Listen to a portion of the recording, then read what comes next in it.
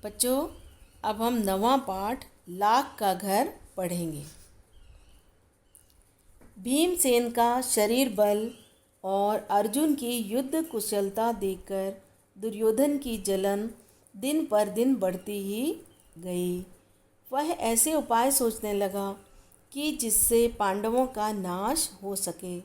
इस कुमंत्रणा में उसका मामा शकुनी और कर्ण सलाहकार बने हुए थे। बूढ़े धृतराष्ट्र बुद्धिमान थे। अपने भतीजों से उनको स्नेह भी काफ़ी था, परंतु अपने पुत्रों से उनका मोह भी अधिक था। दृढ़ निश्चय की उनमें कमी थी, पर किसी बात पर वह स्थिर नहीं रह सकते थे। अपने बेटे पर अंकुश रखने की शक्ति उनमें नहीं थी। यह कारण जानते हुए भी कि दुर्योधन कुराह अर्थात गलत राह पर चल रहा है, पुत्र मोह के कारण उन्होंने दुर्योधन का ही साथ दिया। इधर पांडवों की लोकप्रियता दिनों दिन बढ़ती जा रही थी। चौराहों और सभा समाजों में लोग कहते कि राजगद्दी पर बैठने के योग्य तो युधिष्ठिर ही हैं। वे कहते थे धृतराष्ट्र तो जन्म से अंधे थे, इस कारण उनके छोटे भाई पांडु ही सिंहासन पर बैठे थे। उनकी अकाल मृत्यु हो जाने पर और पांडवों के बालक होने के कारण कुछ समय के लिए धृतराष्ट्र ने राजकाज संभाला था। अब युधिष्ठिर बड़े हो गए हैं, तो फिर आगे धृतराष्ट्र को राज्य अपने ही अधीन रखने का क्या अधिकार है। पितामह भीष्म का तो कर्तव्य है कि वह धृतराष्ट्र से राज्य का भार युधिष्ठिर को दिला दें। युधिष्ठिर ही सारी प्रजा के साथ न्यायपूर्वक व्यवहार कर सकेंगे। ज्यों-ज्यों पांडवों की यह लोकप्रियता दिखाई देती थी, ईर्ष्या से वह अर्थात दुर्योधन और अधिक कुढ़ने लगता था। एक दिन धृतराष्ट्र को अकेले में पाकर दुर्योधन बोला, पिताजी, पूर्ववासी तरह तरह की बातें करते हैं।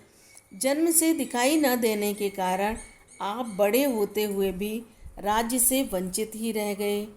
राज्य सत्ता आपके छोटे भाई के हाथ में चली गई। अब यदि युधिष्ठिर को राजा बना दिया गया तो पीढ़ियों तक हम राज्य की आशा नहीं कर सकेंगे। पिताजी, हमसे तो यह अपमान न सहा जाएगा। यह सुनकर राजा धृतराष्ट्र सोच में पड़ गए। बोले, बेटा, तुम्हारा कहना ठीक है, लेकिन युधिष्ठिर के विरुद्ध कुछ करना भी तो कठिन है।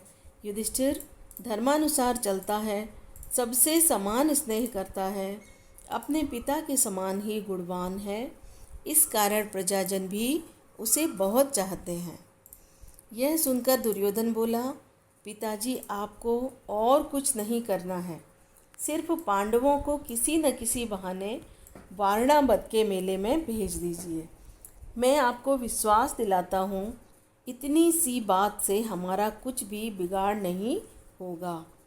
इस बीच अपने पिता पर और अधिक दबाव डालने के इरादे से दुर्योधन ने कुछ कूटनीतिज्ञों को अपने पक्ष में मिला लिया।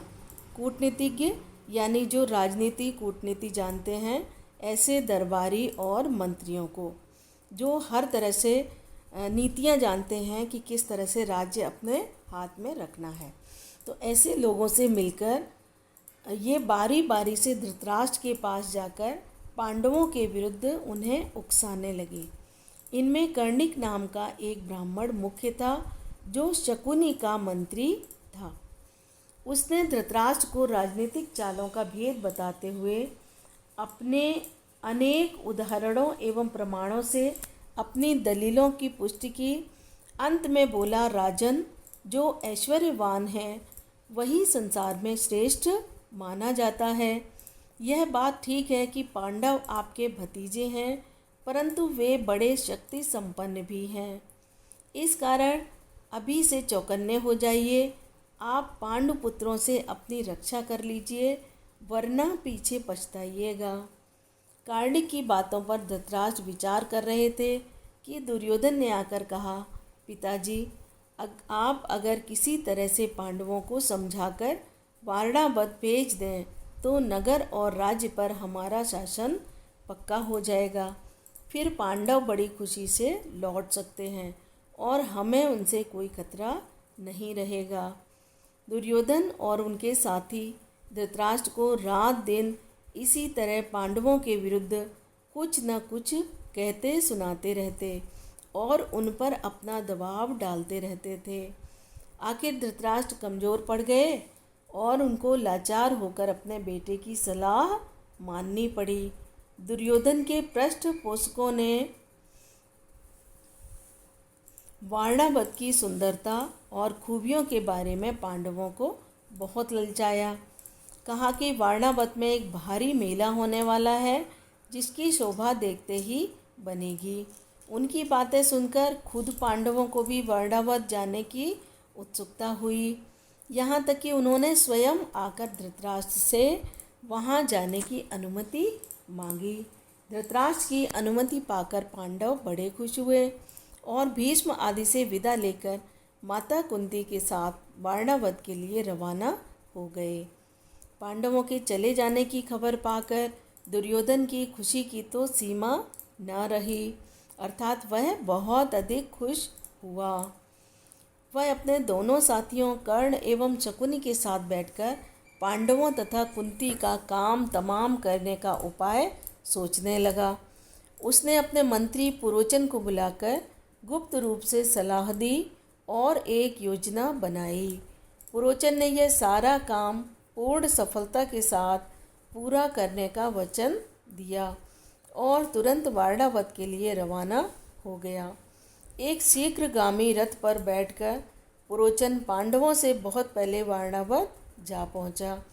वहां जाकर उसने पांडवों के ठहरने के लिए सन एक तरह की रस्सी होती है, घी, मोम, तेल, लाख, चर्बी आदि जल्दी आग पकड़ने वाली चीज़ों को मिट्टी में मिलाकर एक बहुत सुंदर भवन बनवाया। इस बीच पांडव वहां जल्दी पहुंच गए तो कुछ समय उनके ठहरने के लिए एक और जगह का प्रबंध पुरोचन ने कर रखा था। दुर्योधन की योजना यह थी कि कुछ दिनों तक पांडवों को लाख के भवन में आराम से रहने दिया जाए और जब वे पूर्ण रूप से निशंक अर्थात बिना किसी शंका के हो जाएं, निश्चिंत हो जाएं, तब रात में भवन में आग लगा दी जाए जिससे पांडव तो जलकर भस्म हो जाएं और कौरवों पर भी कोई दोष न लगा सके।